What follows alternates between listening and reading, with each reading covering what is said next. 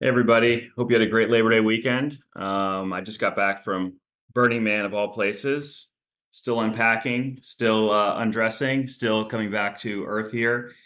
Went with my wife and had the most amazing experience. And why am I bringing that up? Well, I don't think with the benefit of knowing my wife's Enneagram and my Enneagram, we would have gone. So I want to share a little bit about the Enneagram. This is actually a tool that I shared with the staff last week and had them do their assessment, and they found it incredibly valuable, or most of them did anyway, or some of them, or maybe they were lying to me. I don't know.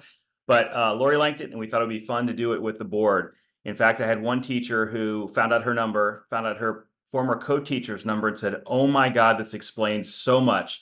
Now I know why I had so many issues with, I'm not going to name names here. This would have been so helpful to have known what my co-teacher was and what I was to see how we see the world." So with that, talk about the Enneagram. Hopefully some of you are familiar with this, but if not, we'll start at the very basic level. The Enneagram is actually the fastest growing personality assessment tool right now. I'm sure many of you have used Myers-Briggs, DISC assessment, things like that. Those are what are called observed behaviors. So you group people based on what they actually do. Whereas the Enneagram is about understanding why people do certain things. So you could have people that do the exact same thing in the same situation, and they would be the same in a DISC or in a Myers-Briggs, but they would be different because they may have different motivations as to why they're doing something. So it may have been out of fear, it may have been out of power, who knows? So the Enneagram is really about motivations and understanding your fears and why you do certain things. And it's grouped into 9 different personality types. These are the 9 types. We all tend to lead with one number. We have access to all these. We're all part of this. So it's not like you're just a 5 and that's all you are. But generally, you'll lead with one number, and that'll be your strongest number. And then you have access to these other numbers, and you may go to different places based on different stress levels and things like that. But really, right now, we're focused on what is your core number. I happen to be a 6, which is the loyalist or the loyal skeptic, and my wife is the enthusiast. And I'll chat a little bit about that at the end, how that comes together. This is just some women and what people think they may have been. Obviously, they didn't take Amelia Earhart, probably didn't do the Enneagram test, although it was available. It's been around for a couple thousand years, the Enneagram anyway. But you can kind of see that's the different profiles of these different women. And I like to kind of joke that, look, there's no one number that's better than the other. And there's no one number that's worse than the others. There's probably a serial killer in every one of these numbers. So it really is just kind of what you lead with and understanding that. People ask me all the time, like, well, who cares? Why do I need to know this stuff? And I say it's really a tool for self-awareness. Awareness is the first step if you want to grow. It's awareness, acceptance, and action in my mind, those the AAA.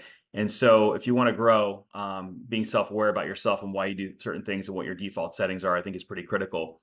It's also an incredible tool for empathy. So you can really understand others and be empathetic to their position because we all see the world with different lenses.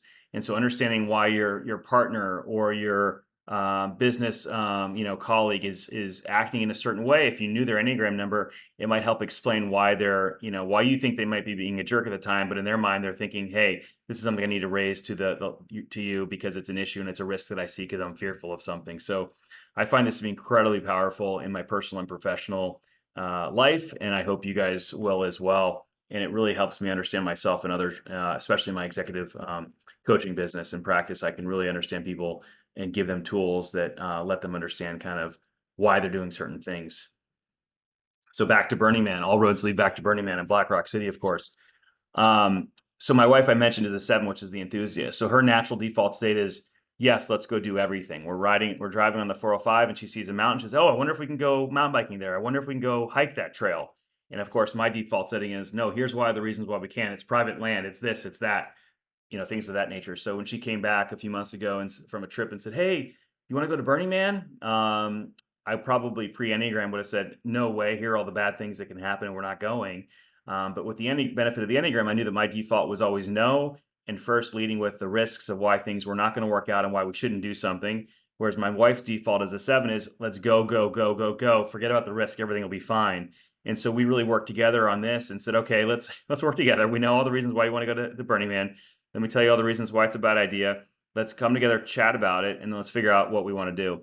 So we ended up going, as I mentioned earlier, and I spent most of my time with the contingency plans of we need solar panels, we need backup batteries, we need, life-saving 10 life-saving emergency kits, we need antibiotics, we need all these things to keep us safe because that's my natural state.